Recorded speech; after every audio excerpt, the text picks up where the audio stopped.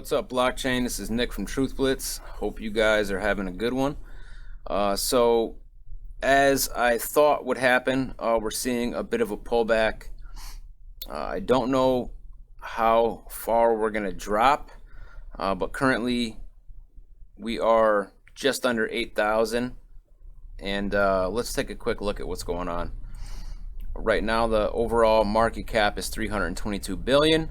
Bitcoin dominance is at 42.1%, and then we see the 24-hour volume is 15 billion, just over $15 billion.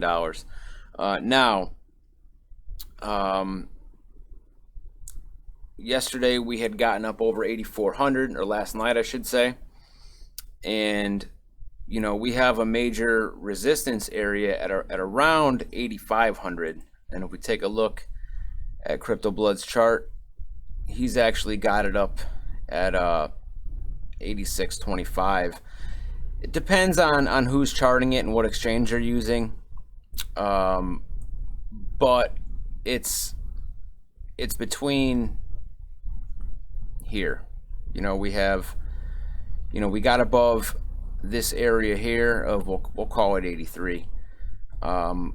We traded above that for a little bit, and then we got slapped back down. Now this here is a pretty heavy resistance area, and he has it, like I said, 86.25, and then the big resistance area we're going to need to get above is 9,200.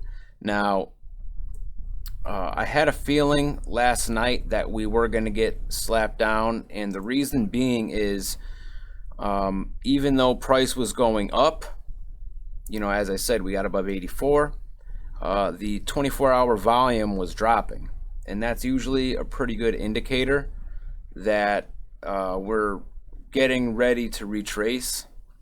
So, of course, I didn't take my own advice and set up a stop loss because I ended up falling asleep. So, it is what it is. Like I said, I really don't know how far we're going to get. So just gonna have to keep an eye on things and see how they progress. Right now it's kind of going back up a little bit, so I'll just have to see where it stops. Now I want to get into this quickly, and it's about the country Malta and how they propose a test to define when ICOs are securities, something that the United States should be doing.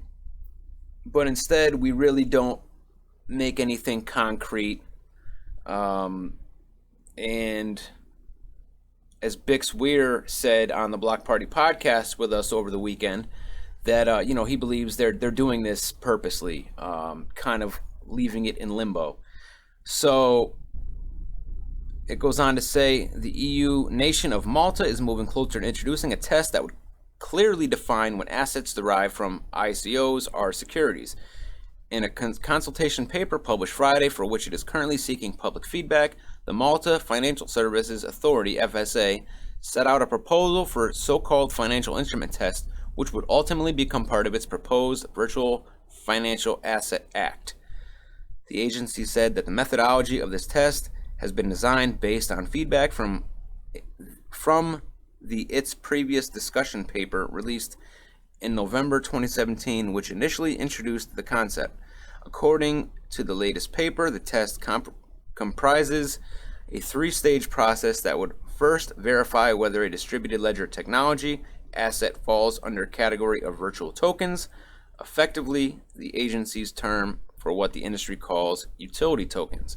The paper states, quote, "Virtual token is a DLT asset which has no utility value or application outside the DLT platform on which it was issued, and that cannot be exchanged for funds on such platform or with the issuer of such DLT asset. Tokens falling under this category would be exempted from the VFAA according to the FSA. Assets that can be traded in a secondary market would then pass to the second phase of the test, where various securities definitions set by the European financial regulators will be applied, including transferable securities, money market instruments, or financial derivatives. Should a token fall under the definition of any of those assets, it would then come under the regulatory oversight of the Existing Markets and Financial Instruments Directive, MIFID. That is enforced with the European Union financial markets. However, a negative result in Stage 2 would lead to the third stage of the test, which would see ICO tokens regulated under the proposed VFAA. The FSA said this method would embrace the hybrid framework that adopts both existing EU regulations as well as a national one, proposed to cover all ICOs organized in Malta. The paper is currently open for public input until May 5th. So we see a lot of kind of good news and such coming out of the EU, either from the EU as a whole or from countries in the EU. And they are definitely overall taking a more proactive, pro-blockchain stance. And the US, I think, and I caught the last few minutes of Bix and JSnip last night on the Two Amigos video, where they had just talked about, you know, how we are basically, we're not going to let this progress to the point where we shut it all out and everyone else embraces it and we get left behind. But we are going to be kind of late to the game. And there's signs of that happening everywhere. So, and this is just kind of more proof, if this goes through. You know, we've had the SEC chairman basically say he has not seen a single ICO that is not a security, whereas we have, you know, this basically litmus test. We're using an old litmus test, a very old test, to determine what is a security, and we're applying it to new technology, and that's just not going to cut it. Other countries are seeing this, they're realizing this, and they are kind of changing with the times, so that we don't do what the CFTC chairman said during that Senate hearing, and that's stifle innovation.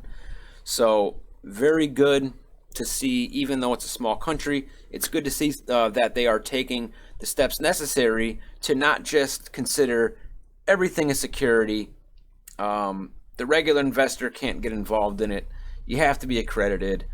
They're taking steps to ensure that things deemed a security are really a security. And I'm not saying that the vast majority of these, hold on, let's see the number, 1,569 cryptocurrencies are not securities. Definitely the bulk of them are, but there are still many that have utility use and should not be deemed a security. So, you know, that is what is going on there. Definitely commend Malta for taking these steps, and hopefully this test gets put into use. Now, speaking of the CFTC chairman, he is coming out basically talking about the statements that he made during that Senate committee that were very optimistic and kind of pro-cryptocurrency, and everybody kind of embraced J. Christopher Giancarlo, and, you know, kind of he got a big fan base after that hearing. Well, now he's kind of not redacting his statements, but he's, I guess, clarifying he's not quite as pro-crypto as he said he is. And that's kind of what his new statements are leaning towards saying. Title of this article is CFTC Chairman, I am not a cryptocurrency evangelist. So basically this article talks about how he had gotten unwanted notoriety from his comments during that Senate committee hearing, and then goes on to say, here's a quote from what I had acknowledged in that Senate hearing is the existence of a community that views technology as an agent of social change, Many of them have come to age during the 2008 financial crisis, the same crisis to which Bitcoin had emerged in response, he went on to say. Turning to the subject of regulation, Giancarlo pointed out that the Commodity Exchange Act contains no reference to cryptocurrencies, so the law must be interpreted to fit new technology, assuming it is not revised by legislators. Now, he didn't really say anything too negative directly in this article or in the quotes that are in this article, but it was more so, to put it in simpler terms, he's not this super pro crypto guy that everyone is making him out to be, and we are basically misinterpreting his statements is pretty much what he's getting at. So, is there a reason for this, or is this the truth? Is he really not as pro crypto as he initially led us to believe? So not too sure. We'll have to see what happens there. I don't know if they are working on regulation that's going to make him look like a hypocrite. Who knows? Anyway, that's it for now. Check me at truthblitz.com. Follow me on Twitter. Make sure you guys like and subscribe. Much appreciated. And please go over to the Block Party Podcast official channel. Subscribe there. And I will see you guys later.